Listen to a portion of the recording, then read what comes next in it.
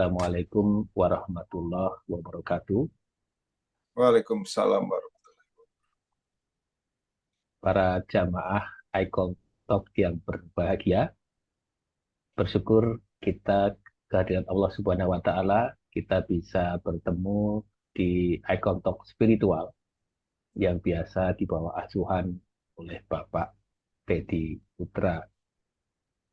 Dan kali ini terselenggara oleh kerjasama antara ICEP atau International Certificate EF, EFT Practitioner dengan Majelis Ridho Allah.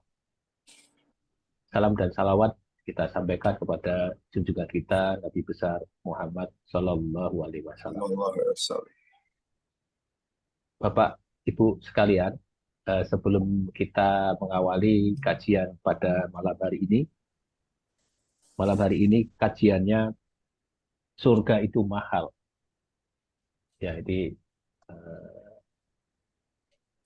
tantangan kita untuk menjawab nanti dalam 1 jam ke depan. Diminta untuk bisa berinteraksi ataupun bisa raise hand ataupun eh, apa namanya langsung dialog sudah saya buka agar terjadi interaksi yang timbal balik diskusi yang cukup menarik di kajian malam hari ini, karena surga nggak nampak tapi nyata di depan mata. Nah, itu dia, Pak. Ya, baik. Baik. Baik, sebelum kita mulai, kita ada 4 rangkaian biasanya doa dari Pak Ustadz Teddy. Yang pertama kita membaca ta'awudz, yang kedua basmalah, yang ketiga sholawat Nabi, yang keempat adalah Al-Fatihah. Baik, kita mulai. Auzubillahiminasyaitonirrajim. Bismillahirrahmanirrahim. Allahumma sholli ala sayyidina Muhammad wa wa ala ali sayyidina. Bismillahirrahmanirrahim. Alhamdulillahi rabbil alamin. Ar-Rahmanir-Rahim. Maliki yaumiddin. Iyyaka na'budu wa iyyaka nasta'in. Ihdinas siratal mustaqim.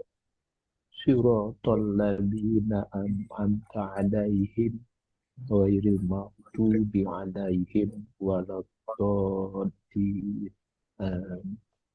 Alhamdulillah, terima kasih.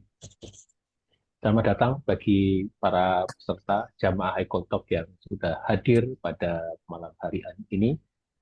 Baik, kita langsung saja saya serahkan ke Pak Ustadz Teddy untuk memberi pencerahan tentang kajian malam hari ini, yaitu surga itu mahal. Terima kasih. Silakan Pak Ustadz. Terima kasih, Pak Agus. Assalamualaikum warahmatullahi wabarakatuh. Waalaikumsalam warahmatullahi wabarakatuh. Asyhadu an la ilaha illallah wahdahu la syarikalah wa asyhadu anna Muhammadan wa rasulullah. Allahumma sholli ala sayyidina Muhammad wa ala ali sayyidina Muhammad. Segala puji dan syukur kita haturkan kehadirat Allah, berkat rahmat dan hidayahnya. Alhamdulillah pada malam hari ini kita masih dapat dipertemukan dalam keadaan sehat walafiat. Tak lupa salawat dan salam pada junjungan kita Nabi besar Muhammad Sallallahu Alaihi Wasallam beserta keluarga dan pengikutnya hingga akhir zaman. Sebagai rasa syukur kita, mari sama-sama kita mengucapkan hamdalah dan salawat kepada Nabi. Alhamdulillahirabbil alamin. Allahumma sholli ala Sayyidina Muhammad wa ala ali Sayyidina Muhammad. Terima kasih kepada Pak Agus dan tim dari ASEP, khusus pada Bapak Edi Iskandar dan Ibu Aceh, di mana telah menyiapkan sarananya, kemudian kami diberikan kesempatan untuk kita sama-sama saling mengingatkan, thalabul ilmi kita berdiskusi. Berdiskusi mengenai apa? Berdiskusi mengenai ilmu kehidupan. Kajian ini sudah lebih 2 tahun ya Pak ya? Ya, menginjak tahun yang ketiga ya kelihatannya ya, karena dari tempo tahun hari kita mulainya pada saat kondisi sedang lockdown atau sedang pandemi COVID tempo hari. Nah, sesuai dengan tema kajian pada hari ini, surga itu mahal harga. Selama seseorang percaya akan adanya kehidupan setelah kematian nanti, pasti dan pasti semuanya ingin masuk surga. Betul nggak, Pak?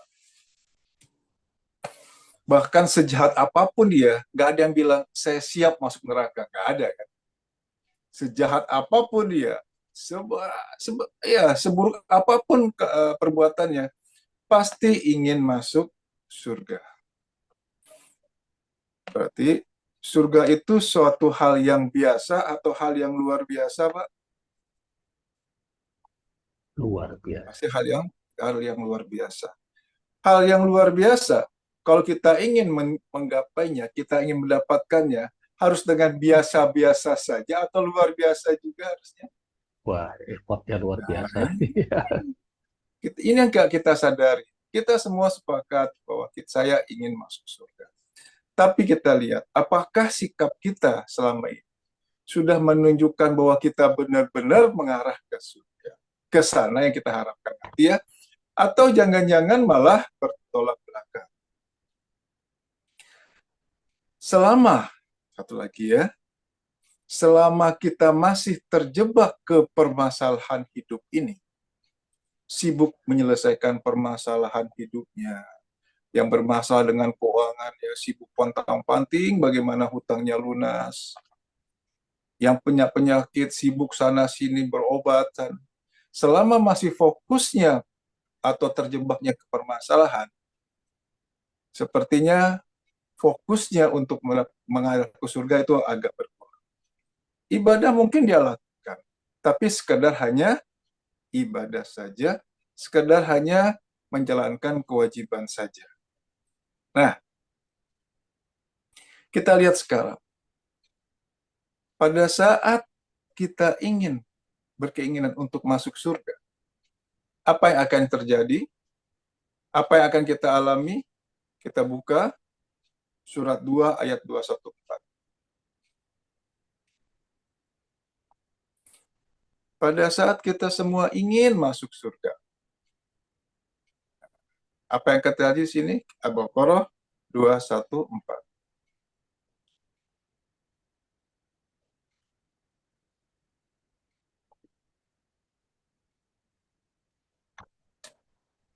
Al-Baqarah ayat 214.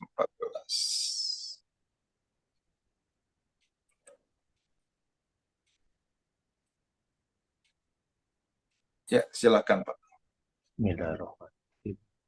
Ataukah kamu mengira bahwa kamu akan masuk surga, padahal belum datang kepadamu cobaan seperti yang dialami orang-orang terdahulu sebelum kamu? Mereka ditimpa kemelaratan, penderitaan, Hmm. dan diguncang dengan berbagai cobaan, sehingga Rasul dan orang-orang yang beriman bersamanya berkata, kapankah datang pertolongan Allah? Ingatlah, sesungguhnya pertolongan Allah itu dekat. Jadi, apa yang akan terjadi?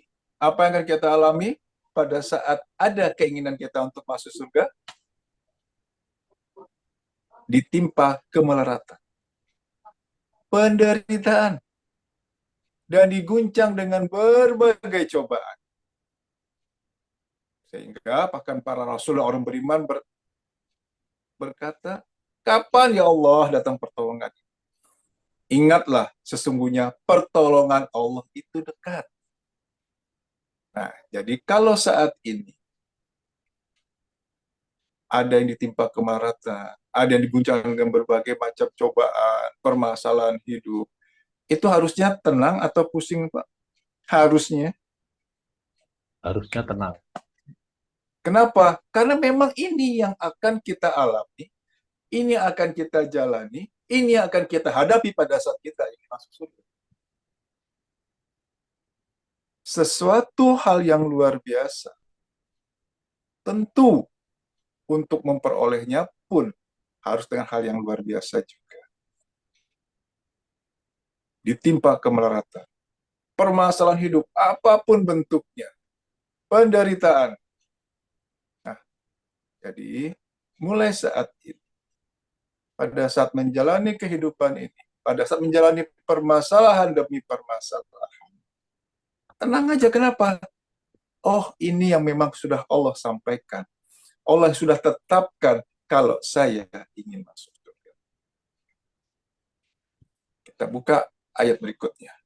Surah 3, 142. Ali Imran 142.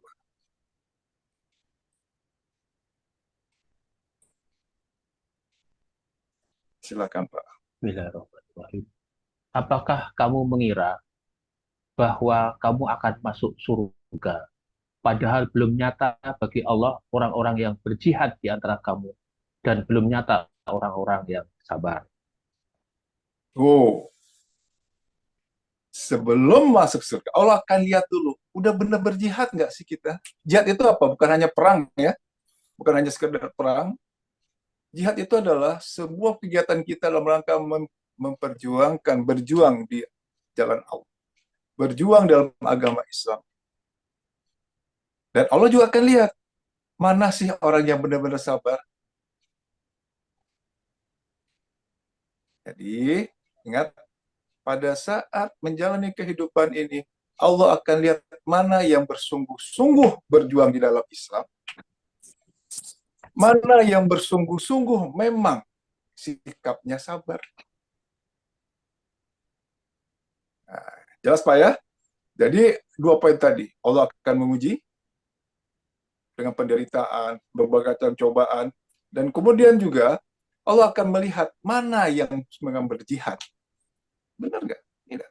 Apakah kamu mengira akan masuk surga, padahal belum nyata bagi Allah orang yang berjihad di antara kamu, dan belum nyata orang-orang yang sabar.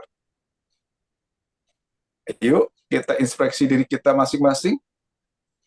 Sudahkah kita masuk di golongan orang yang sudah berjihad? Sudahkah kita dimasukkan kelompok orang yang sudah bersabar? Nah, ini dia. Karena yang saya sampaikan dari ilmu kehidupan, yang namanya ilmu kehidupan itu, yang tersampaikan nanti bukan hanya sekedar tahu, tapi setelah tahu, dipahami, kemudian dipraktekkan pada saat apa? Pada saat kita menjalani permasalahan hidup, pada saat kita menjalani permasalahan demi permasalahan. Oke. Tentu kita ingin semua bahagia dunia, bahagia di akhirat. Bahagia di dunia, masuk surga di yaumil akhir nanti. Nah, langkah-langkahnya seperti apa? Kita lihat apakah persiapan kita sudah mengarah ke sana, atau jangan-jangan itu tadi kita malah terjebak ke permasalahan. Ayo, pertama kita cek dulu sholat kita. Yuk, kenapa pertama yang harus kita cek sholat? Kenapa Pak Agus? Kita cek sholat dulu kita yuk. Kenapa harus sholat dulu yang kita lihat pertama? Nah, yang pertama dihisab ya. Itu dia. Yang pertama kali dihisab, yang akan menentukan kita ke depannya nanti, adalah sholat. Bukan puasa kita, bukan sedekah kita, bukan masalah hutang, bukan permasalahan kita. Yang pertama kali akan diminta pertanggungjawabannya, yang akan dicek, yang akan dilihat, yang akan dihisab itu adalah sholat. Yuk kita cek sholat kita masing-masing, kita evaluasi sholat kita masing-masing, kita muhasabah sholat kita masing-masing. Kita lihat sekarang, apakah sudah 5 waktu, atau masih ada yang bolong-bolong? Ini dia. Ingat sekali lagi, yang pertama kali akan dihisab setelah 4 pertanyaan tadi ya. Siapa agamamu, siapa Tuhanmu, mana kamu juga dan lain, siapa nabimu. Berikutnya akan dilihat adalah sholat. Sholatnya baik, amal yang lainnya nggak akan dicek. Cukup, lanjut. Masuk surga. sholatnya buruk, kurang, ya, penilaian Allah kurang, akan dilihat ke amal-amal yang lain, kegiatan-kegiatan ibadah kita yang lain akan Allah. Nah, balik ke tadi, kita cek sholat kita. Apakah sudah 5 waktu? Kalau masih ada yang bolong-bolong, tidak ada alasan untuk tidak sholat, apapun kondisinya. Tidak bisa berdiri, duduk. Tidak bisa duduk, berbaring. Tidak bisa berbaring, bagi yang sudah sholat dengan isyarat. Dengan isyarat nggak bisa juga, kita bawa ke masjid, taruh paling depan, Pak. Itu agak meninggal. Ya kan? Jadi nggak ada alasan sama sekali untuk tidak sholat, kecuali berhalangan ya, bagi wanita. Bagi yang selama tidak ada unsur yang membuat kita boleh meninggalkan sholat, nanti ada unsur uzur, tidak ada alasan untuk tidak sholat. Sekali lagi, tidak bisa berdiri, duduk, tidak bisa duduk berbaring, nggak bisa berbaring dengan isyarat, nggak bisa wudhu, tayamum. Itu saya ingatkan diri saya sendiri, Bapak Ibu yang hadir dalam kajian pada malam hari ini, pada saat menjumpai kerabat, keluarga yang sedang sakit, jangan dibiarkan. Tetap bimbing, tuntun, ingatkan untuk sholat. Tidak ada excuse, tidak ada alasan untuk tidak sholat. Oke? Jadi, pertama, sholat jangan sampai ada yang bolong-bolong lagi. Tidak ada alasan untuk tidak sholat. Alhamdulillah, Pak Ustadz, saya sudah sholat 5 waktu. Oke, kita cek berikutnya. Apakah masih sering menunda-nunda sholat? Ini dia, problemnya mulai nih. Ada ya? Iya, Pak Ustadz. Kadang-kadang masih menunda-nunda sholat. Kita lihat surat Al-Ma'un ayat 4 dan 5.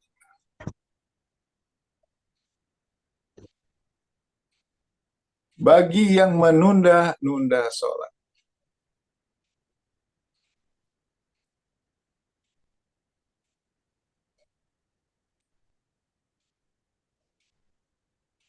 Silakan Pak Agus. Bismillahirrahmanirrahim. Maka celakalah orang yang sholat, yaitu orang-orang yang lalai terhadap sholatnya, Cukup. yang ya. Cukup Pak. Jadi ayat ini menjelaskan justru orang yang sholat tetapi celaka. Kalau tidak sholat celaka, wajar. Tapi ayat ini Allah menegaskan, maka itu apa? Jadi, itu kan, celakalah orang yang sholat. Walaupun dia sholat, tapi dia celaka. Siapa? Yaitu orang yang lalai terhadap sholatnya. Lalai ada 3 kondisinya. Menurut tafsir Ibnu Katsir. 1, dia sholat tetapi menunda-nunda sholat. Bagi yang masih sering menunda-nunda sholat, ingat, walaupun dia sholat, tapi masuk kategori celaka. Tanggung. Sebentar lagi keburu kok sampai di rumah. Waktu zuhur panjang. Ingat, barang siapa yang masuk kategori lalai, dia maka akan sholatnya celaka. Kenapa celaka? Karena sholatnya tidak bisa menjadi penolongnya di dunia nanti dan tidak bisa menjadi penolongnya di akhirat nanti. Jadi mulai saat ini tidak ada alasan untuk menunda-nunda sholat. Bahkan di dalam perjalanan sekalipun, ya, selama masih memungkinkan, artinya tidak masuk kategori safar atau perjalanan jauh, tidak ada alasan untuk menunda atau tidak ada alasan untuk tidak sholat, apalagi tidak sholat. Lalai yang pertama menunda-nunda sholat. Lalu yang kedua, dia sholat tetapi pikirannya jalan-jalan. Ini problem kita selama ini. Alhamdulillah Pak Ustadz, sholatnya saya sudah nggak nunda-nunda. Azan, langsung persiapan, sholat. Pertanyaan berikutnya, apakah sholatnya sudah fokus? Ini dia problem berikutnya. Lalai yang kedua, walaupun dia sholat, tapi kalau pikiran jalan-jalan, maka masuk kategori celaka. Tadinya kami berpikir, yang saya tahu bahwa lalai itu hanya menunda-nunda sholat saja. Ternyata bukan hanya menunda sholat. Ada dua lagi faktor yang Allah akan sebutkan itu kategori orang yang lalai walaupun dia sholat. Apa itu? Yaitu sholat tetapi pikirannya jalan-jalan. Supaya bisa fokus, ada 5 langkah. Share berikutnya, silakan ingin di screenshot ya. Ada 5 langkah supaya sholat pikirannya bisa fokus.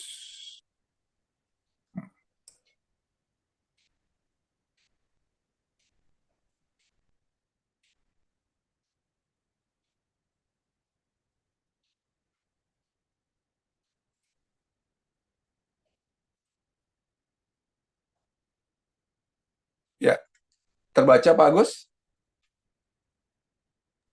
Iya, Pak Ustadz. Oke, silakan Pak dibaca Pak. Dari atas. Metode sholat agar pikiran tidak kemana-mana. Pertama, mata melihat tempat sujud, setelah itu mulut mengucapkan bacaan sholat. Nah, jadi Laksanakan. yang pertama, pada saat akan takbir, jangan langsung takbir, tapi tenang dulu, mata melihat tempat sujud atau titik sujud. Baru kemudian mengucapkan bacaan sholat. Allahu Akbar. Yang kedua, Pak? Kedua, mengucapkan bacaan sholat dengan pelan-pelan, tidak tergesa-gesa. Jangan cepat-cepat, pelan-pelan saja, ada jedahnya. Baik ucapan kita maupun gerakan kita. Bismillahirrahmanirrahim. Tenang. Alhamdulillahirobbil. Ya. Pada saat ruku, Subhana Robbiyal Azimi wa bihamdi. Tenang. Subhana Robbiyal Azimi wa bihamdi. Mengucapkan bacaan salat dengan pelan-pelan, tidak tergesa-gesa. Yang ketiga? Yang ketiga, mulut bersuara cukup terdengar untuk diri sendiri. Harus bersuara. Surat 17 ayat 110. Dan keraskanlah suara, dan janganlah engkau keraskan suaramu dalam sholat. Jangan pula terlampau rendah. Ambillah jalan tengah di antaranya. Berarti sholat itu harus bersuara. Tidak boleh di dalam hati. Mulut harus bersuara. Ciri bersuara itu apa, Pak? Mulutnya komat kamit, bergerak. Nah, ada suaranya. Itu tidak bersuara itu. Mulutnya bergerak, mulutnya komat kamit, dan ada suaranya, tapi cukup terdengar di telinga kita masing-masing. Kalau kita sholat berjamaah, jangan mengganggu jamaah kiri kanannya. Harus bersuara, tapi cukup terdengar di telinga kita masing-masing. Yang keempat? Yang keempat, telinga mendengar ucapan bacaan sholat. Telinga kita terus mendengar ucapan bacaan sholat. Subhana Rabbiyal A'la wa bihamdi.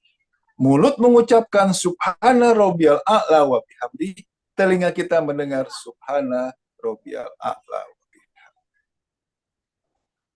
Jadi yang keempat, telinga mendengar ucapan bacaan sholat kita. Selama kita sholat, telinga kita mendengar apa yang kita baca. Jadi tidak ada istilah di dalam hati. Yang kelima, Pak? Yang kelima, mata terus-menerus melihat tempat sujud sampai sholat selesai. Mata fokus melihat titik sujud atau tempat sujud. Praktekkan 5 langkah ini. Metode agar sholat bisa fokus atau sholat pikirannya tidak kemana-mana. Fungsikan mata, melihat titik sujud. Berkedip boleh, tapi jangan terpejam, jangan merem. Fungsikan mulut kita, mengucapkan bacaan sholat. Jangan tergesa-gesa, pelan-pelan saja. Mulut harus bersuara sampai terdengar di telinga kita masing-masing. Telinga mendengar apa yang kita baca, kemudian mata terus-menerus melihat titik sujud. Silakan di screenshot, kemudian dipraktekkan. Kami berharap metode ini dipraktekkan supaya kenapa? Kita belajar bagaimana supaya sholat bisa fokus alias pikiran tidak jalan-jalan. Oke. Setelah belajar fokus, baru kita masuk menuju yang namanya sholat menuju khusyuk. Oh. Sebelum masuk ke khusyuk, saya masuk ke poin yang ketiga. Lalai yang ketiga, menurut tafsir Ibnu Katsir adalah dia sholat tetapi tidak sesuai dengan syarat rukunnya sholat. Rukun itu apa, Pak? Rukun sesuatu yang harus kita lakukan. Tidak kita lakukan berarti tidak sah ibadah tersebut. Jadi rukun itu di atasnya wajib. Rukun sholat ada yang menyatakan 13, ada yang 15, ada yang 17. Kita nggak permasalahkan di sana. Dalam rukun sholat ada namanya tumak ninah. Tumak ninah itu apa artinya, Pak? Tenang ya, tenang, berhenti sejenak. Karena sholat tidak digerakkan dan ucapan, berarti ada tumak ninah gerakan, ada tumak ninah ucapan. Berhenti sejenak di antara dua gerakan, berhenti sejenak di antara dua ucapan. Ingat, tumak ninah ini adalah rukun. Rukun tidak dilakukan berarti tidak sah. Artinya apa? Sholat harus dengan tumak ninah. Ada berhenti sejenaknya, ada tenang sejenaknya. Kita lihat kondisi kita sholat selama ini. Pada saat ruku aja, apakah kita sudah baca dengan tumak ninah atau masih cepat-cepat? Tumak ninah apa? Berhenti kan? Subhana Rabbiyal Azimi wa bihamdi. Tenang dulu. Subhana Rabbiyal Azimi wa bihamdi. Subhana Rabbiyal Azimi. Itu namanya ada tumak ninahnya. Atau sholatnya seperti ini. Subhana Rabbiyal Azimi wa bihamdi. Subhana Rabbiyal Azimi wa bihamdi. Subhana Rabbiyal Azimi wa bihamdi. Itu ada tumak ninahnya nggak? Tidak ada. Tuh. Ingat, itu rukun loh. Pada saat duduk di antara dua sujud, selama ini kita bacanya perlahan-lahan, ya, sungguh-sungguh atau cepat-cepat. Yuk, Rabbil fili warhamni wajibuni warfaqni warzuqni wahdini. Ini yang terjadi selama. Ingat, maka celakalah orang yang sholat, yaitu orang yang lalai di dalam sholatnya. Lalai yang ketiga adalah dia sholat tetapi tidak sesuai dengan sah rukunnya sholat. Salah satunya adalah sholatnya tidak tumak ninah. Cepet-cepet. Hati-hati. Jangan kemudian di kemudian hari kita komplain sama Allah. Ya Allah, saya sholat kok, tapi kok nggak ada di catatan. Kenapa? Allah melihat itu sebagai kategori lalai. Kenapa dia lalai? Karena tergesa-gesa. Tidak ada tumanina. Coba kita lihat. Pada saat posisi duduk di antara dua sujud, itu kan maknanya luar biasa, Pak.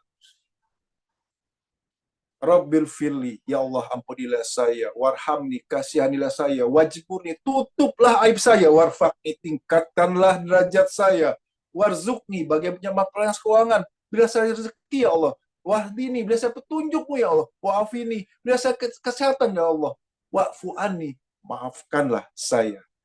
8 permintaan, 8 permohonan yang sangat luar biasa. Apa yang nggak ada di sana? Semua ada kan permintaan kita, Pak Agus? Selama ini sikap kita bagaimana pada saat duduk di antara dua sujud?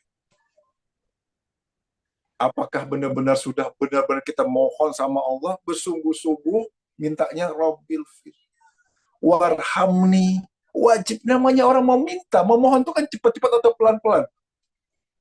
Yang namanya minta. Pelan-pelan. Sungguh-sungguh atau sekedar mengucapkan aja? Sungguh-sungguh. Sungguh-sungguh. Ini yang sering sekali kita slip.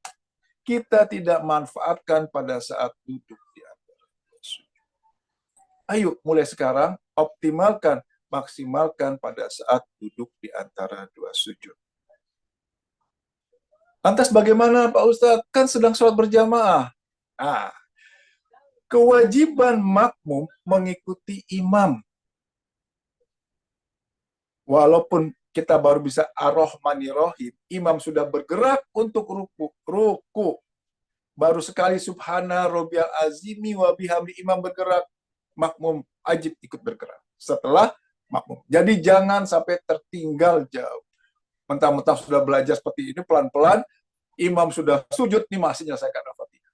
Jadi walaupun Al-Fatihahnya belum selesai, imam sudah bergerak. Sholatnya sah. Kenapa? Karena Al-Fatihahnya sudah diwakilkan oleh imam. Berikutnya, laksanakan, praktekkan ya sholat seperti ini pada saat sholat tidak berjamaah atau sholat sunnah. Pada saat sudah terlatih di sholat sunnah, andai kata nanti imamnya cepat, insya Allah kita bisa tetap fokus. Ini berlatihlah pada saat sholat tidak berjamaah. Untuk yang ibu-ibu lebih mudah, untuk bapak-bapak terutama adalah pada saat sholat sunnah. Berikutnya, keutamaan bagi bapak-bapak adalah sholatnya harus di masjid, bukan di rumah. Ingat sekali lagi, keutamaan bagi pria adalah sholatnya di masjid, bukan di rumah. Nah, sekarang, sholat adalah yang pertama kali dihisab atau diminta pertanggungjawabannya. Pada saat nanti di yaumil akhir kita dihisab sholat kita, apakah kita disuruh sholat pada saat itu? Atau sholat yang akan dilihat adalah hasil dari kegiatan sholat kita dari mulai kita akil balik sampai kita meninggal. Mana Pak? Ya, hasil sholat dari akil balik tadi sampai kita nanti meninggal ya. Berarti yang akan dilihat itu adalah rekaman sholat kita. Misalkan, anggap ini rekaman sholat kita ya. Mulai dari kita lahir, bila agak pendek dikit kata. Begini. Ini rekaman sholat kita ya. Nah, ini dia. Mulai akil balik sampai dengan meninggal. Ini akan dilihatkan nanti kan? Di rewind lagi. Ibaratnya Allah akan cek lagi sholat kita mulai awal, mulai dihitung, akil balik sampai kita nanti meninggal. Pada saat masa-masa masih remaja, ada dong nggak sholatnya? Kurangi ya. Jangan segini. Oh, sudah membaik sholatnya. Ternyata masih nunda-nunda. Kurangin lagi. Oh, sudah nggak nunda-nunda, tapi pikirannya masih jalan-jalan. Kurangin lagi. Oh, sudah mulai bisa fokus. Tapi satu lagi, tidak sesuai dengan rukun sholat. Cepet-cepet. Jangan-jangan tinggal segini sekarang. Ini harus kita waspada. Berarti mulai sekarang, mumpung kondisi kita masih sehat, mumpung kondisi luar belum ada bencana, masih kondisi normal, kita masih dapat beraktivitas secara biasa, secara normal. Mulai, ayo, siapkan tabungan sholat kita. Ini namanya tabungan sholat, Pak. Ya, berarti sisa umur saat sekarang sampai nanti kita meninggal nanti, ayo kita optimalkan, kita maksimalkan perbaikan sholat kita. Supaya kenapa? Tentu kita ingin tabungan sholat kita ini hasilnya baik kan Pak? Kan ini yang pertama kali dihisap, bukan yang lain. Kemudian, sholat wajibnya kurang. Allah akan beri kesempatan, mana sholat sunnahnya. Berarti, mulai saat ini, maksimalkan sholat sunnah. Kerjakan sholat-sholat sunnah. Wabil khusus, sholat sunnah yang hukumnya mu'akadah. Mu'akadah itu apa? Yang nilainya mendekati nilai wajib. Apa sholat sunnah mu'akadah? 2 rakaat sebelum subuh. 2 rakaat atau 4 rakaat sebelum zuhur. 2 rakaat setelah zuhur. 2 rakaat setelah maghrib. 2 rakaat setelah isya. Ayo, kita butuh tabungan sholat. Kenapa? Karena sholat yang pertama kali dihisap dan saya ingin masuk surga. Surga itu mahal, Bapak Ibu. Nggak bisa dengan nyantai-nyantai aja. Sholat wajibnya sudah diperbaiki seperti tadi, tambah dengan sholat-sholat sunnah. Kemudian, itu tadi sholat yang namanya sholat mu'akadah. Kemudian, ada juga sholat sunnah yang Rasul tidak pernah tinggalkan. Sholat apa namanya? Sholat witir. Jaga juga sholat witir. Sholat witir silakan lakukan setelah sholat isya atau setelah sholat tahajud. Silakan lakukan mana yang paling memungkinkan untuk kondisi masing-masing. Ingat sekali lagi, karena sholat yang pertama kali dihisap dan dihisap itu adalah rekaman sholat kita, berarti lakukan sholat yang terbaik yang bisa kita lakukan, kemudian sholat wajibnya sudah, tambah dengan sholat sunnah. Sholat muakadanya sudah, tambah sholat witirnya rutinkan, jaga sholat duhanya, minimal 2 rakaat aja. Tahajud 2 rakaat, tahajud 1 rakaat, witir itu minimal, lakukan setiap hari. Sehingga menjadi kebiasaan. Ini yang terpenting. Kenapa perlu menjadi kebiasaan? Karena tentu kita ingin membentuk jiwa sholat. Jiwa akan terbentuk kalau perbuatan baik dilakukan secara terus-menerus, tentu dilakukannya dengan senang hati, sehingga menjadi kebiasaan. Walaupun perbuatan baik, tetapi tidak dilakukan terus-menerus, sehingga tidak menjadi kebiasaan, maka nggak akan membentuk jiwanya. Ya, sekali lagi, lakukan secara terus-menerus, sehingga menjadi kebiasaan, sehingga bisa membentuk jiwa. Oke? Poin pertama, pada saat kita bicara masalah surga, yuk perbaiki dan perbaiki dan perbaiki terus sholat. Oke, sebelum saya masuk yang berikutnya, ada yang ingin bertanya mengenai sholat? Silakan. Pak Ustadz, kalau eh, kondisi ini kan tidak semuanya kan sehat Pak Ustadz ya. Jadi Betul? kondisi tertentu karena tidak bisa sempurna gerakannya tadi disebutkan itu Hmm. dengan metode yang 5 langkah itu tetap disempurnakan ya Pak Ustadz ya. Betul, Pak. Ya, Jadi, taruhlah selama masih sadar ya, selama masih ada kesadaran, 5 langkah tadi maksimalkan, Pak. Selama masih sadar. Artinya, mulutnya, mata masih bisa melihat, mulut masih bisa bersuara, telinga masih bisa mendengar, lakukan itu.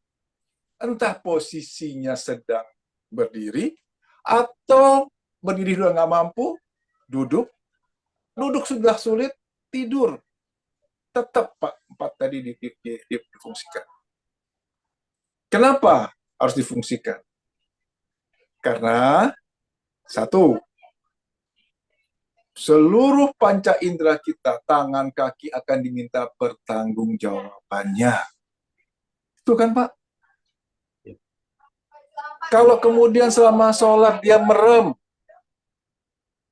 di yaumil akhir nanti dihisap, mata, apakah engkau sholat? Mata jawab nggak? Oh saya nggak tahu ya Allah, orang saya merem kok nggak kelihatan. Mulut, mulut apakah kau sholat? Oh saya dalam hati kok. Ya. Telinga, apakah telinga kau sholat? Saya nggak dengar. Ini dia. Itu poinnya di situ. Di samping itu, panca indera kita fungsikan semua supaya semuanya ikut sholat. Mata melihat titik sujud, mulut mengucapkan, telinga mendengar, dan kita melakukannya dengan perlahan-lahan, tidak tergesa-gesa. Gitu Pak. Wudhu, jangan terpaku di sana misalkan. Kondisi sakit, ada ke keluarga kita. Sudah diganti pampersnya, misalkan ya. Masih keluar juga misalkan. Apakah dia nggak sholat? Allah maklum Pak, Allah tahu itu.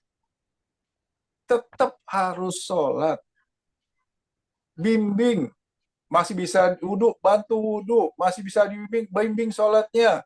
Sudah kondisi koma atau nggak sadar, ingatkan. Mbak, Mas, Pak, Bu, sudah azan. Sholat ya, niatkan sholat. Ingatkan seperti itu, Pak. Jadi jangan dibiarin. Kasihan, Pak. Justru kewajiban kita sebagai keluarga yang baik, yang berbakti, yang mempunyai, yang ingin membuat kebaikan kepada kerabat kita masing-masing, ayo ingatkan, saling mengingatkan untuk sholat. Wabil khusus pada saat kondisinya sedang sakit, jangan dibiarin.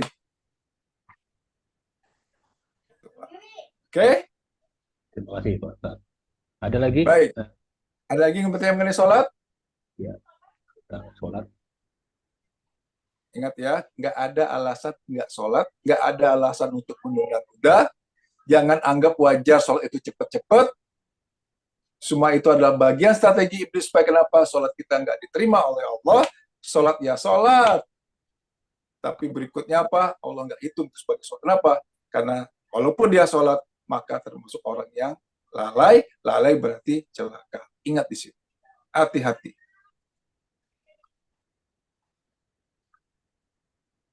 Baik, saya lanjut. Sholat udah jelas ya? Itu pondasi pertama sholat. Berikutnya, karena kita ingin hidup bahagia dunia dan bahagia di akhirat, atau dengan kata lain bahagia dunia dan masuk surga di akhirat. Berarti kita harus membentuk ya jiwa kita dengan istiqomah atau terus-menerus dalam menjalani kehidupan ini yang mengarahnya ke menjadi mendapat kebahagiaan dunia dan kebahagiaan di akhirat. Karena kita fokus masa surga, berarti kita masuk sekarang bagaimana selamat di akhirat nanti alias masuk surga. Syarat untuk masuk surga tentu harus lebih banyak pahala ketimbang dosa, betul kan? Oke, pahala itu apa Pak Agus? Ayo, pahala itu apa Pak? Pahala adalah Ayo, ada yang bisa jawab? Pahala itu apa? Semua kita tahu kan? Syarat masuk surga harus lebih banyak pahala ketimbang dosa. Setiap hari kebaikan kita lakukan, kita dapat. Setiap hari kejahatan, kesalahan, sengaja nggak sengaja kita lakukan, dosa pun kita dapat. Oke, pahala itu apa? Saya tambah bonus itu. Bonus Apa, Pak? kebaikan. Pahala itu adalah, ayo, ayah ada yang bisa jawab? Apa itu pahala? Pahala itu adalah catatan perbuatan baik yang kita bawa untuk kemudian diperhitungkan saat kita dihisap. Kan gitu, Pak. Jadi seluruh perbuatan baik yang kita bawa, yang kita lakukan selama hidup ini, kita bawa nanti untuk kemudian diperhitungkan pada saat kita dihisap nanti. Itu ya. Ya. Perbuatan baik. Oke, kita lihat sekarang berikutnya. Apakah semua perbuatan baik akan dapat imbalan pahala, Pak? Yuk. Ingat ya, pahala tadi apa? Pahala itu adalah catatan perbuatan baik yang kemudian diperhitungkan saat kita dihisap. Perbuatan baik yang kemudian akan kita bawa untuk diperhitungkan pada saat nanti kita dihisap. Pertanyaannya, apakah seluruh perbuatan baik akan bernilai pahala? Akan Allah ganjar dengan pahala? Ayo, Pak. Ya pasti kalau lihat seperti itu. Pasti. Oke. Perbuatan baik. Bagus pasti ya. Yang lain, ada yang menyatakan belum tentu? Apa semua sama? Pasti. Jadi setiap perbuatan baik, pasti ganjarannya pahala. Ayo. Hati-hati loh. Baik dan benar. Perbuatan baik ya. Contoh. Kalau niat, ya, gini ya, perbuatan baiknya.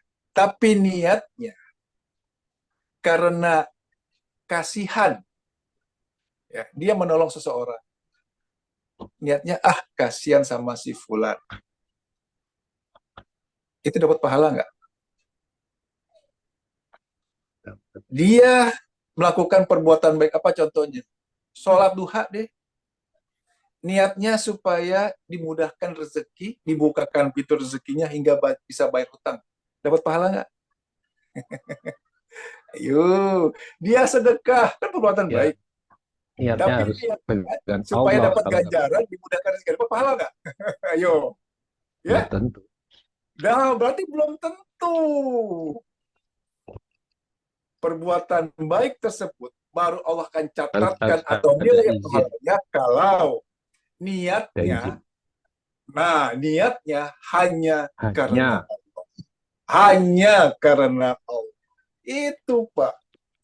Berarti hati-hati. Mulai sekarang, walaupun kita berbuat baik, niatkan bahwa saya lakukan ini semata-mata hanya karena Allah.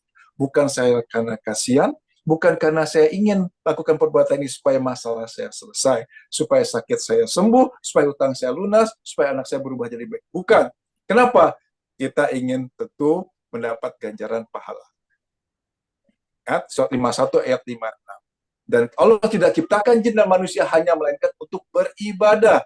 Jadi tujuan Allah menciptakan kita di dunia ini adalah untuk beribadah. Ibadah itu apa? Ibadah terbagi dua. Mahdoh, goir mahdoh. Ibadah mahdoh apa? Puasa, sholat, zakat, haji, dan lain-lainnya. Goir mahdoh apa? Seluruh kegiatan kita. Mulai dari bangun tidur sampai tidur lagi, harus bentuknya berupa ibadah. Allah catat sebagai ibadah, Allah akui sebagai ibadah kalau niatnya hanya karena Allah. Jadi mulai sekarang, mulai dari bangun tidur, apapun aktivitas kita, niatkan, saya lakukan ini hanya karenamu ya Allah. Bismillah. Saya keluar rumah ini hanya karenamu ya Allah. Mau dapat, mau enggak, rezeki yang ada, mau dapat uang, mau enggak, terserah engkau ya Allah. Bismillah, jalan. Jadi, berikutnya adalah niatkan semua kegiatan kita semata-mata hanya karena Allah. Kalau perbuatan baik, ya, kemudian niatnya itu tadi kasihan. Perbuatan baik, niatnya kenapa? Supaya hutang saya lunas. Supaya anak saya berubah jadi baik. Allah tetap ganjar. Ganjarannya apa? Kenikmatan di dunia. Allah kasih kebaikan di dunia, ya.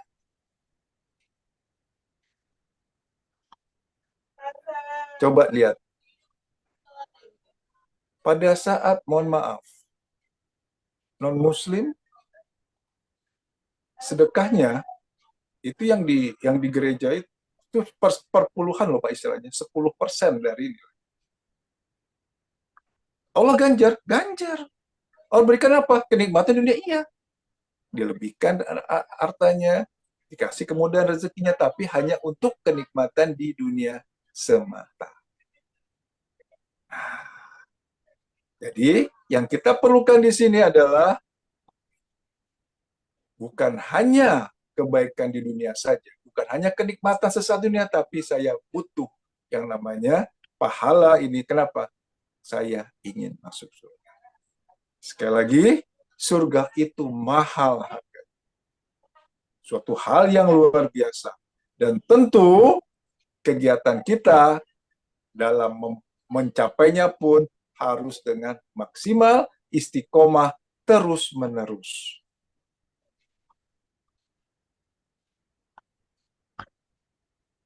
Berarti, perlu nggak kita membuat program menuju surga? Nah, sekarang praktiknya nih. Atau hanya sekedar jalan seperti yang ada sekarang? Jangan ya. Ingat, yang saya awal tadi, semua kita ingin masuk surga. Bahkan sejahat apapun orang, seburuk apapun kelakuannya, pasti ingin masuk surga. Berarti sekarang, ayo kita membuat program menuju surga. Oke. Bagaimana caranya? So, sekarang. Mulai kita membangun jiwa bersyukur. Yang pertama itu ya, membangun jiwa bersyukur. Bersyukur itu apa? Berterima kasih atas apapun yang Allah berikan. Sekali lagi, yuk kita mulai membangun jalan menuju surga. Yang pertama, bentuk jiwa bersyukur. Yang sebelumnya saya sampaikan, jiwa akan terbentuk kalau perbuatan dilakukan secara terus-menerus. Tentu perbuatan baik ya. Perbuatan baik dilakukan secara terus-menerus sehingga menjadi kebiasaan dan dilakukannya dengan senang hati, maka terbentuklah jiwa. Berarti kalau jiwa bersyukur, kita ingin membentuk jiwa yang bersyukur. Berarti perbuatan kita bersyukur harus dilakukan secara terus-menerus sehingga menjadi kebiasaan. Walaupun ya perbuatan itu perbuatan baik, tetapi tidak dilakukan terus-menerus, walaupun kita ada kalanya bersyukur, tapi tidak menjadi kebiasaan, maka nggak akan membentuk jiwa bersyukur. Jadi sekarang berarti mulai dari bangun tidur sampai tidur lagi, kita harus bersyukur atas apapun yang Allah berikan. Kenapa? Ya, langkah pertamanya harus bersyukur. Surat 14 ayat 7.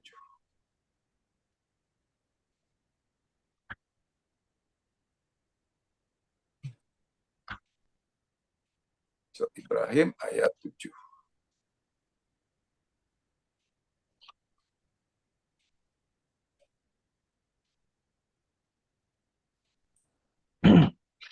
Silakan Pak. Dan ingatlah ketika Tuhanmu memaklumkan, sesungguhnya jika kamu bersyukur, niscaya aku akan menambah nikmat kepadamu. Tetapi jika kamu mengingkari nikmatku, maka pasti azabku sangat berat. Ada berapa golongan manusia di sini, Pak? Dua. Ada berapa kelompok manusia? Dua ya. Iya. Kalau bersyukur, Allah akan berikan nikmat. Tidak bersyukur, azab. Azab. Sekali lagi, Allah sangat tegas di sini. Allah hanya mengelompokkan manusia itu menjadi dua kelompok, dua golongan. Golongan yang bersyukur, Allah akan menambah nikmat. Allah akan berikan nikmat. Dia tidak bersyukur, akan mendapat azab. Jika kamu mengingkari nikmatku, maka pasti itu apa? Nggak mungkin enggak. Pasti azabku sangat berat. Mengeluh, kecewa, kesel, marah dengan kondisi yang ada. Itu termasuk kelompok bersyukur atau tidak bersyukur, Pak? Tidak bersyukur. Berarti dapat Azab. azab. Ingat di sini. Demikian tegasnya Allah menyampaikan. Bersyukur nikmat, dapat nikmat, tidak bersyukur azab. Kenapa? Sebanyak apapun problem kita, seberat apapun permasalahan kita saat ini, nikmat yang Allah berikan sudah jauh sangat lebih banyak. Jangan dibilang manusiawi, wajar. Tidak. Kenapa? Mengeluh, kecewa, kesal, marah itu, mengeluh kemudian dianggap yang bukan hal yang wajar. Kita buka surat 7 ayat 16 dan 17.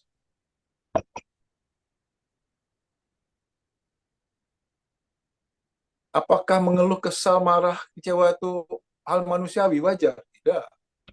Kita lihat. Silakan Pak, surat 7 ayat 16 dan 17. Bismillahirrahmanirrahim. Iblis menjawab, karena engkau telah menghukum aku tersesat, pasti aku akan selalu menghalangi mereka dari jalanmu yang lurus. Itu langkah-langkah iblis ya, menghalangi jalan yang lurus. Ayat berikutnya. Kemudian pasti aku akan mendatangi mereka dari depan, dari belakang, dari kanan, dan dari kiri mereka. Dan engkau tidak akan mendapati kebanyakan mereka bersyukur. Nah, jadi target utamanya iblis apa? Membuat manusia itu tidak bersyukur. Tidak bersyukur. Dengan mudahnya kita mengeluh, kecewa, kesel. Bahkan kadang-kadang banyak juga yang marah sama Allah. Apalagi sih Allah sama lakukan kan gitu kan?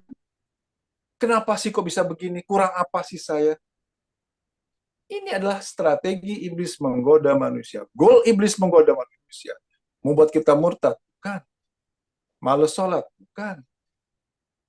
Target iblis adalah membuat kita tidak bersyukur.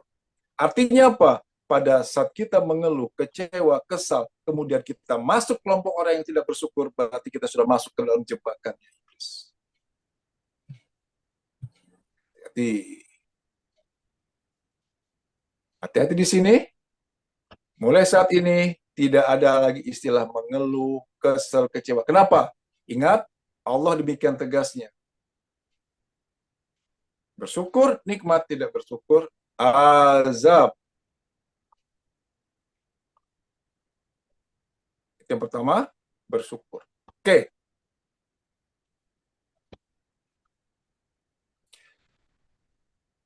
Kenapa fokusnya ke bersyukur? Bersyukur itu adalah berterima kasih atas apapun yang Allah berikan. Dari bangun tidur sampai kita tidur lagi. Dalam kehidupan ini, kita akan mendapat ya kejadian enak, kejadian yang tidak enak. Allah akan memberikan kejadian yang sesuai dengan apa yang kita inginkan, atau kejadian yang tidak kita inginkan. Dengan kata lain, Allah memberikan namanya permasalahan hidup. Karena kita tidak ingin dikelompokkan sebagai orang yang kufur nikmat. Masuk orang yang tidak bersyukur berarti saya terima ya Allah. Alhamdulillah. Orang yang bersyukur itu pasti bisa menerima nggak Pak kondisi yang ada? Ya. Menerima dong, otomatis kan karena dia bersyukur, otomatis dia menerima kejadian yang ada, menerima kondisi dia saat ini. Yang namanya orang menerima yang Allah sudah tetapkan itu termasuk apa? Orang yang bersabar atau tidak bersabar? Bersabar. Bersabar, kita lihat pada saat dia bersyukur, otomatis dia menerima apa yang sudah terjadi. Karena dia menerima terjadi, berarti otomatis juga dia masuk kelompok orang yang bersabar. Kita lihat apa manfaat sabar. Tugas 39 ayat 10. Arah ke sana, Pak. Kenapa awalnya harus bersyukur, Pak? Ini ya. 39 ayat 10.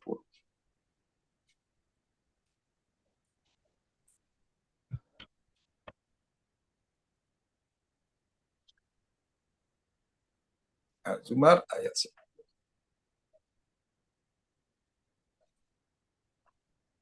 Silakan. Katakanlah Muhammad, wahai hamba-hambaku yang beriman, bertakwalah kepada Tuhan. Bagi orang-orang yang berbuat baik di dunia ini akan memperoleh kebaikan. Dan bumi Allah itu luas. Hanya orang-orang yang bersabarlah yang disempurnakan pahalanya tanpa batas. Oke, diawali dengan kata hanya. Hanya itu ada pilihan enggak? Tidak ada pilihan. Tidak ada pilihan. 6.000 lebih ayat di Al-Quran. Tidak ada satupun yang ganjarannya pahalanya banyak tanpa batas. Sholat ada hitungannya. Sedekah ada hitungannya. Tapi ganjaran, bonus yang Allah berikan bagi orang yang bersabar adalah pahalanya tanpa batas. Berarti dengan kita bersyukur, otomatis kita pun menerima, berarti kita akan mendapat pahala tanpa batas. Masuk surga nggak jadinya, Pak? Insya Allah. Tuh, bagi orang yang benar-benar bersyukur, benar-benar bersabar, ada menerima atas apapun yang Allah berikan. Gitu. Kita buka lagi sekarang.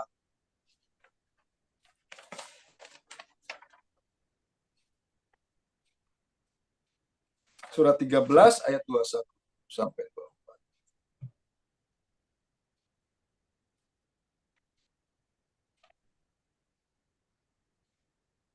Apa ganjaran bagi orang yang bersabar? Nah, ini dia. 22. Ya. 22 sampai 24. Silakan, Pak.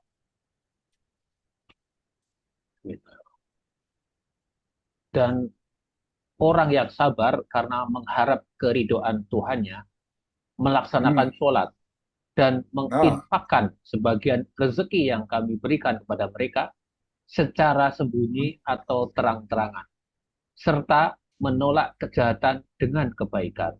Orang itulah yang mendapat tempat kesudahan yang baik. Yaitu surga-surga Aden. Mereka masuk ke dalamnya bersama dengan orang yang soleh dari nenek moyangnya, pasangan-pasangannya, dan anak cucunya, sedang para malaikat masuk ke tempat-tempat mereka dari semua pintu. Tuh. Apa ganjarannya bagi orang yang bersabar? Masuk surga Aden sendiri? Enggak. Ajak nenek moyangnya, bawa pasangan-pasangannya, anak cucunya, ajak bawa masuk ke surga. Itu sangat luar biasanya. Untuk yang bersabar. Oke, jelas ya? Jadi, langkah pertamanya bersyukur. Berterima kasih atas apapun yang Allah berikan. Kenapa? Orang yang bersyukur otomatis masuk kelompok yang bersabar kan, Pak? Nggak ada orang yang bersyukur yang nggak sabar. Ya kan?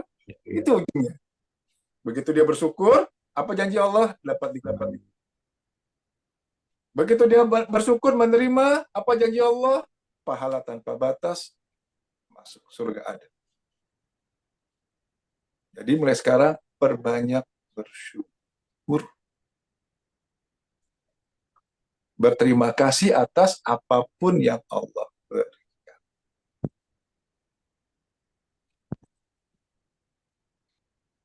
Atas. Pak Ustadz, yang terjadi saat ini nggak sesuai dengan apa yang saya inginkan. Pasal keinginan saya baik loh Pak Ustadz. Pada saat yang terjadi tidak sesuai dengan apa yang kita inginkan. Padahal menurut kita keinginan itu sudah yang paling baik buat kita. Biasanya orangnya kecewa atau enggak Pak? Kalau yang terjadi bertolak belakang. Kecewa. Wah kan? Udah perencanaan dibuat sedemikian rupa, ternyata gagal. Sudah coba sana sini, padahal ini udah terbaik, perkiraan kita nggak akan meleset, gagal juga. Kalau ketemu kondisi seperti itu, apa yang perlu lakukan? Kita buka lagi. Surat Al-Baqarah ayat 216.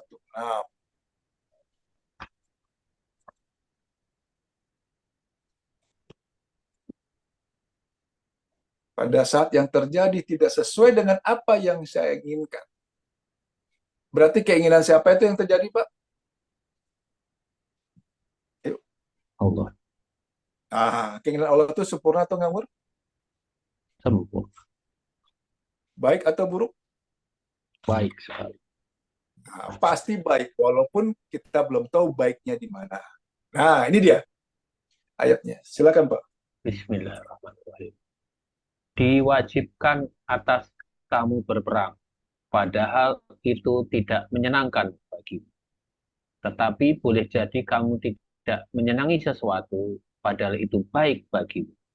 Dan boleh jadi kamu menyukai sesuatu, padahal itu tidak baik bagimu. Allah mengetahui, sedang kamu tidak mengetahui. Nah, itu. Allah mengetahui, sedang kamu tidak mengetahui. Boleh jadi ini yang saya senang. Ini yang terbaik buat saya. Padahal itu tidak baik. Boleh jadi saya nggak suka, tapi bisa jadi itu yang terbaik. Allah mengetahui, sedangkan kamu tidak mengetahui. Jadi, supaya mudah bersyukur, walaupun yang terjadi ini bertolak belakang dengan apa yang kita inginkan, pada saat Allah mengizinkan kejadian itu terjadi kepada kita, maksud Allah itu pasti baik dan sempurna kan? Ya. Yang namanya baik dan sempurna yang wajar diterima apa ditolak, Pak? Diterima. Yang namanya terima pas saat dikasih bilangnya? Alhamdulillah. Nah, itu.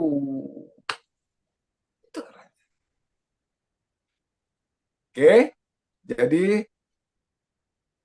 bagaimana supaya menuju surga? Langkah pertamanya itu tadi, ayo ya, program menuju surga bagaimana cara? Membangun jiwa bersyukur.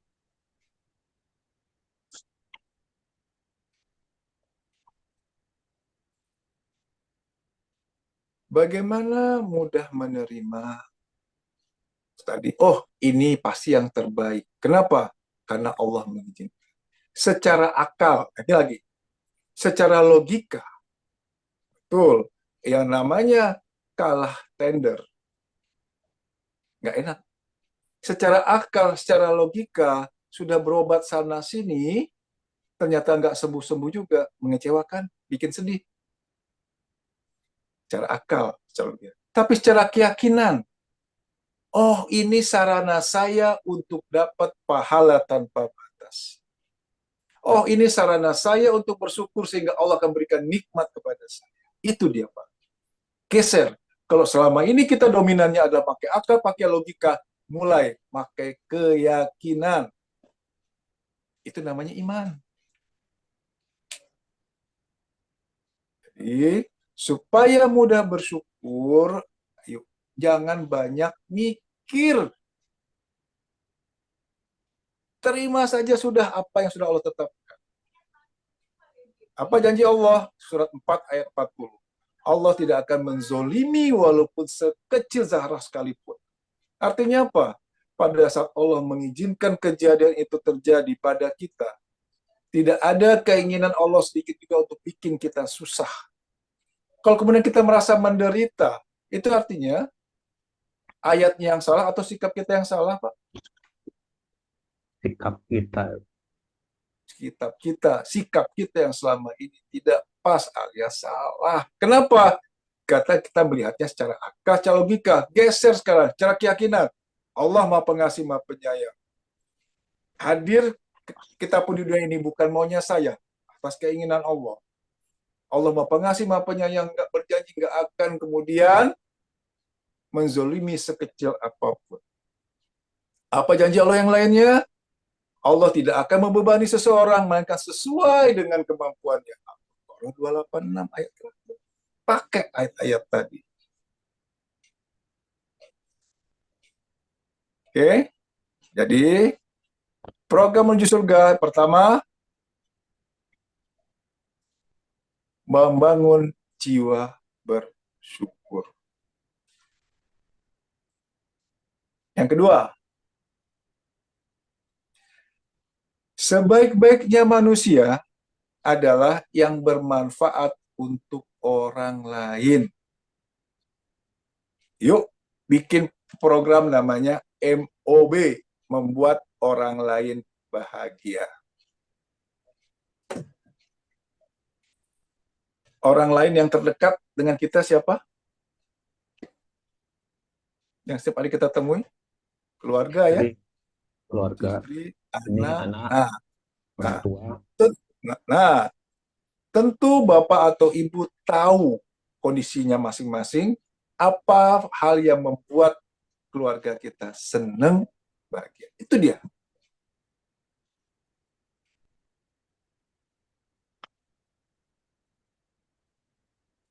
Mbak, ini contoh saja ya, silakan mau dilakukan, silakan tidak pun silakan.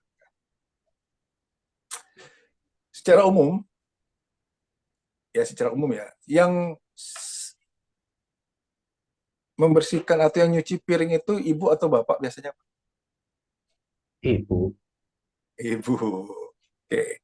Kalau kita ingin ya membuat orang lain bahagia, ingin membuat keluarga kita bahagia, istri bahagia, itu sekali-kali bangun, bersihin itu piring, cuci itu piring. Begitu bangun, lihat, wah, piring udah bersih. Nah, ini Pak, lakukan ini. Kenapa? Tentu programnya adalah, ini salah satu program menuju surga, membuat orang lain bahagia.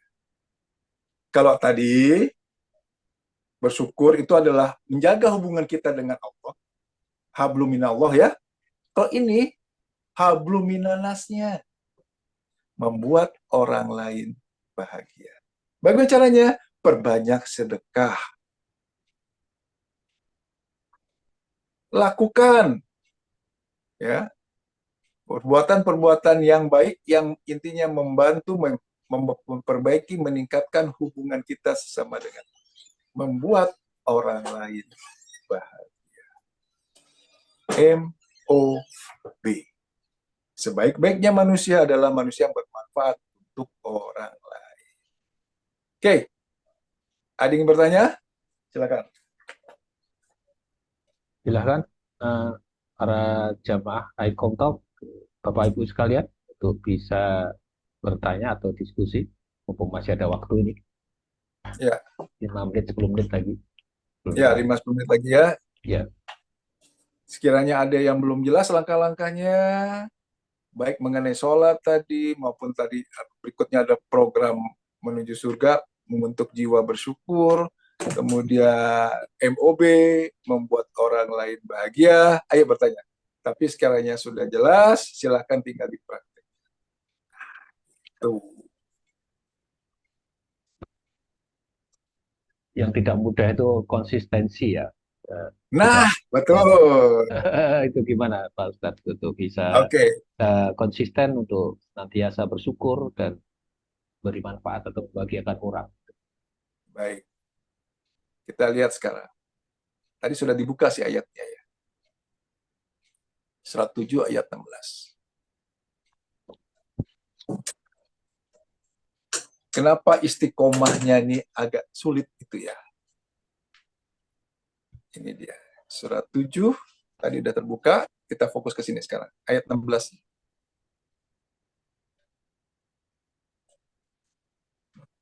Ya, silakan Pak Agus. Iblis menjawab, karena engkau telah menghukum aku tersesat, pasti aku akan selalu menghalangi mereka dari jalan. Pada saat kita ingin istiqomah, memperbaiki sholat, nggak banyak mengeluh lagi, banyak bersyukur, jaga hubungan dengan sesama manusia, berbuat baik dengan orang lain. Apa kata iblis? Pasti dan selalu menghalangi. Ini dia Pak salah satunya.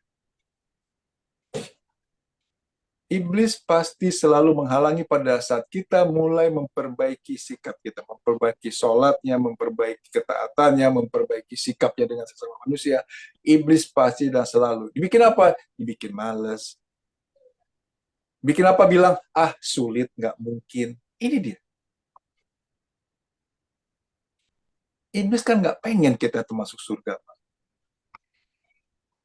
Iblis kan nggak pengen kita yang namanya bahagia di akhirat. Justru pada saat kita dihalangi, pada saat kita mulai memperbaiki sikap, nah, mulai dihalangi. Untuk itu, bagaimana caranya?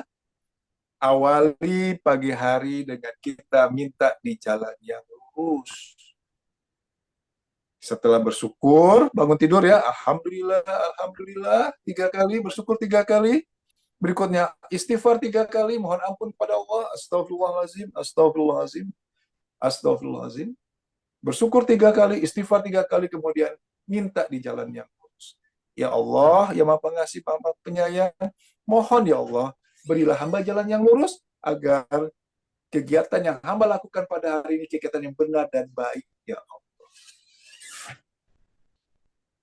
Kenapa kita minta jalan lurus? Karena iblis membuat statement, membuat komitmen, pasti dan selalu menghalanginya. Untuk itu, kita pun pasti dan selalu minta di jalan yang lurus. Setelah bangun tidur, seperti tadi, selesai sholat pun begitu. Ya Allah, doanya, ya, berilah hamba jalan yang lurus, ya Allah, agar kegiatan hamba pada hari ini, kegiatan yang benar dan baik, ya Allah. Amin. Benar dan baik menurut Allah. Kita minta, kita selalu dan minta untuk di jalan yang lurus. Kenapa kita minta di jalan yang lurus? Dan kenapa iblis pasti dan selalu menghalangi di jalan yang lurus? Karena ini dia. Surat Al-Fatihah ayat 6 dan 7. Silakan, Pak.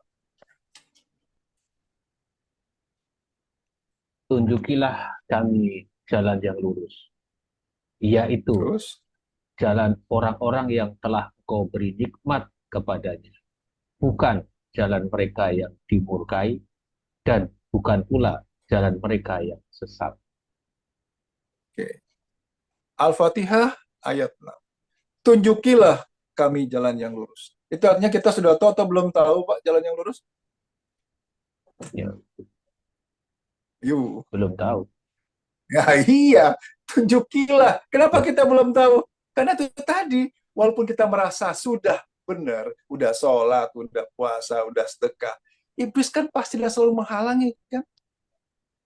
Untuk itu makanya kita minta pada ya Allah, tunjukilah, kasih tahu ya Allah hamba jalan yang lurus. Kenapa? Karena kalau berada jalan lurus, maka Allah akan berikan namanya nikmat. Namanya nikmat itu masuk surga atau masuk neraka, Pak? Yang akhir nanti. Surga. Nah, itu. Ya.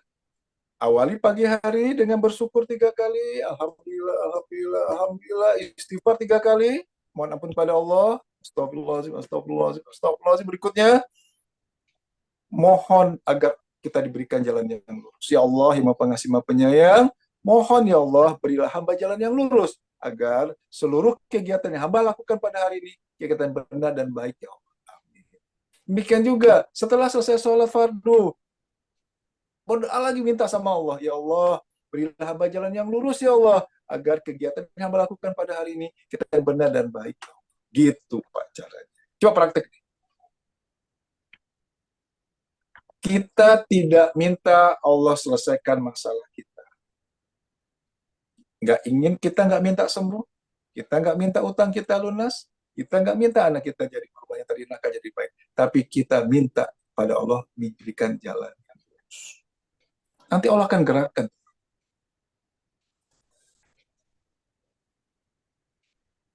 Oke, kalau selama ini fokusnya adalah selama ini bagaimana supaya masalah saya selesai, supaya sekarang fokus kita adalah bagaimana supaya kita tetap bersyukur, bagaimana kita tetap berada di jalan yang lurus, dan bagaimana supaya kita bermanfaat untuk orang lain. MOB, membuat orang lain bahagia. Bagaimana caranya? Bapak Ibu pasti punya sarana, pasti punya hal-hal yang sesuai dengan kondisi kita masing-masing. Oke, ada yang ingin bertanya? Silakan. Ya, silakan. Ada 18 Kita lihat. peserta. Ya.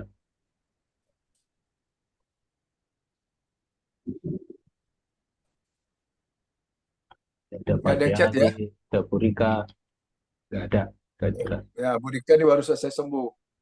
Oh, Masya Allah. Saya nyimak dulu, ini masih pemulihan, masih. Oh iya, Bu Rika. Bu Rika. Ya, semua semakin membaik ya, Bu Rika ya. Iya. Oke. Ada yang ingin bertanya? Jelas ya prakteknya? Ingat tadi, semua kita ingin masuk surga. Surga itu adalah hal yang mahal. Kenapa surga itu hal yang luar biasa? Berarti harganya mahal. Karena harganya mahal berarti harus istiqomah dalam melangkah untuk mendapatkan hal tersebut, mendapat surga tersebut. Istiqomah dalam berbuat untuk membentuk jiwa bersyukur, istiqomah untuk tetap bersabar, istiqomah dalam memperbaiki sholatnya, untuk hablum minasnya, istiqomahlah dan terus menerus berbuat baik kepada orang.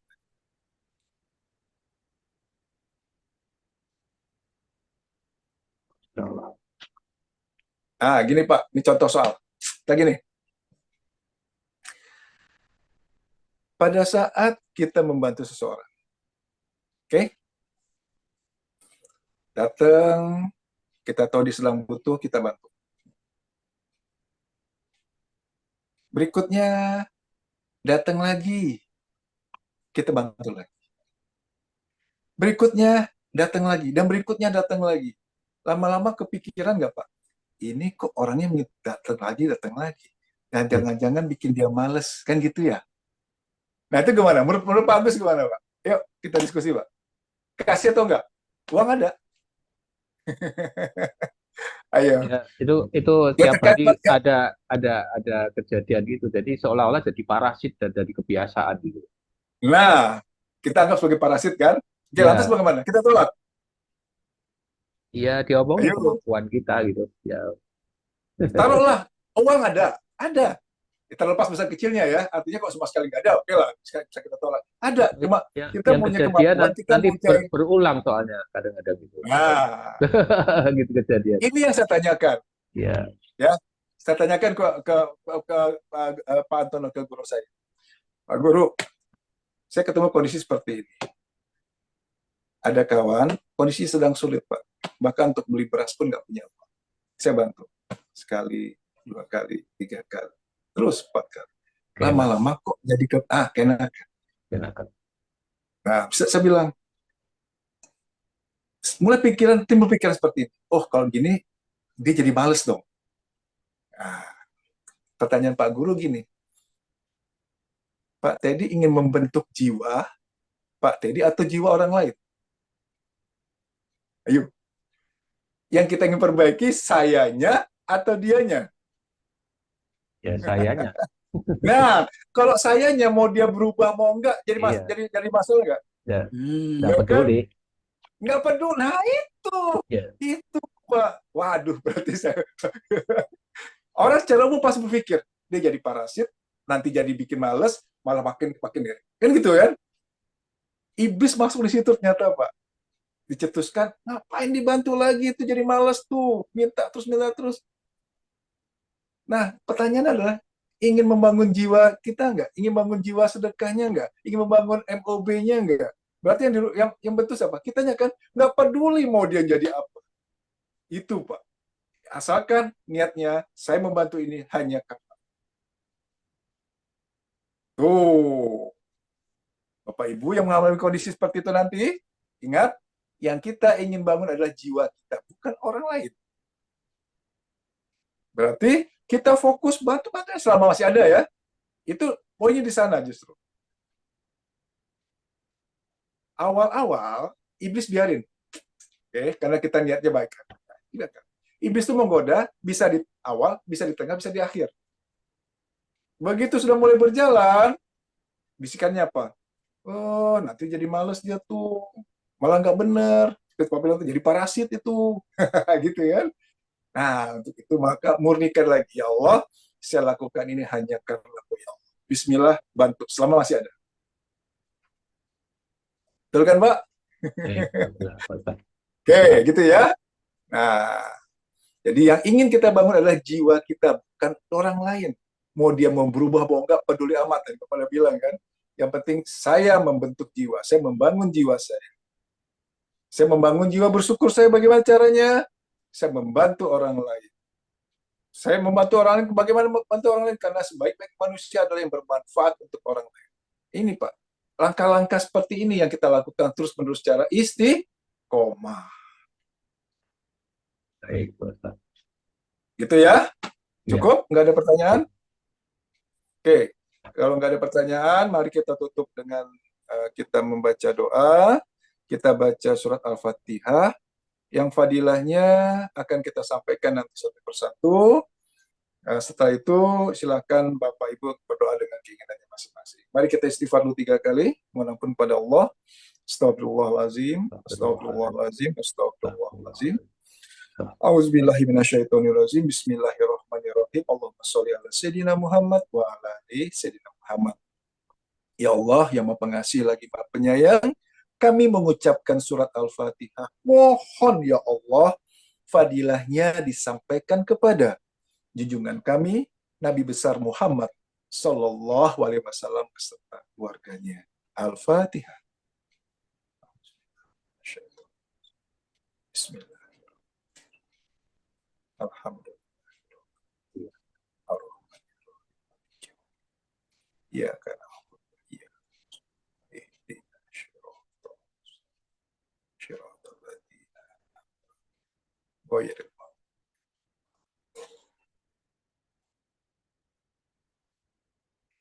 Ya Allah, yang Maha Pengasih lagi Maha Penyayang, kami mengucapkan surat Al-Fatihah.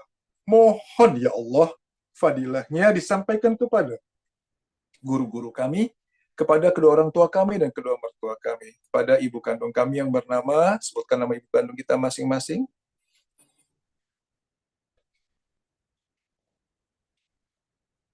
kepada ayah kandung kami yang bernama, sebutkan nama ayah kita masing-masing,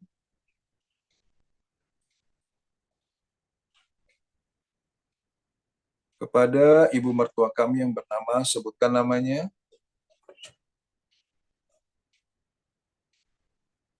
kepada ayah mertua kami yang bernama, sebutkan namanya, dan kepada seluruh anggota keluarga kami, yaitu kepada anak-anak kami yang bernama, sebutkan nama anak kita masing-masing,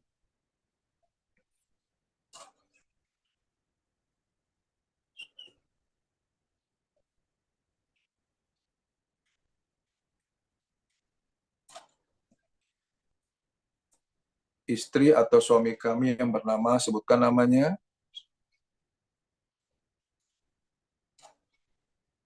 dan kami sendiri yang hadir pada malam hari ini, sebutkan nama kita masing-masing, serta juga ya Allah, mohon fadilah dari surat Al-Fatihah yang kami bacakan ini, mohon Engkau sampaikan kepada saudara-saudara kami yang berada di belahan dunia yang lain, yang saat ini sedang tertindas, sedang teraniaya, wabil khusus yang berada di Palestina, Gaza, dan sekitarnya. Al-Fatihah. Bismillah. Alhamdulillah. Ar-Rahman. Ya.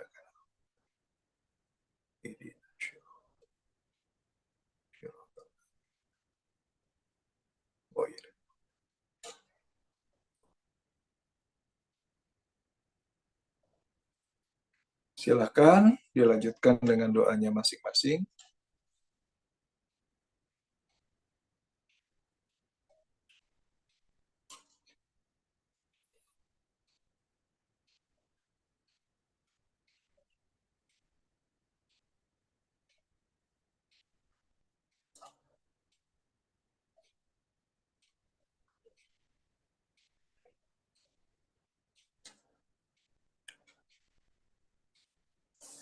Amin, amin ya robbal alamin. Mari kita tutup dengan membaca hamdalah. Alhamdulillah. Alhamdulillahirabbil Alamin. Doa kafaratul majlis. Subhanallah. Subhanallah. Asyhadu an la ilaha illa anta astaghfiruka wa atubu ilaik. Assalamualaikum warahmatullahi wabarakatuh. Waalaikumsalam warahmatullahi wabarakatuh. Terima kasih, Ustaz Teddy. Terima kasih Pak Ustadz Teddy. Makasih Pak Ustadz. Ya, jazakumullah khair. Mudah-mudahan Pak Ustadz kita doakan senantiasa sehat ya, dan bisa nanti hadir di 2 minggu ke depan. Ya Prabu, jadi Bapakmu sekalian diingat kira-kira 2 minggu lagi, biasanya di 2 minggu sekali untuk kita kajian Icon Talk spiritual di ruang Zoom. Terima kasih Bapak Ibu sekalian atas kehadirannya yang sampai setengah 10 ini. Terima kasih. Wabillahi wa taufiq wal hidayah. Wassalamualaikum warahmatullahi wabarakatuh. Waalaikumsalam warahmatullahi wabarakatuh. Terima kasih Pak Ustaz. Salam untuk Terima kasih Pak Agus. Ustaz Teddy, Dok Agus. Ya, terima kasih Bu Nana, Pak Kus, Bu Rika, Ibu Mira, Bu Lina, Bu Eva, Pak Jumaran, Pak Yusuf, DDR, Bu Lilis, Pak Abi, Bu Sri J, dan sahabat-sahabat Icon Talk. Sampai jumpa. Assalamualaikum.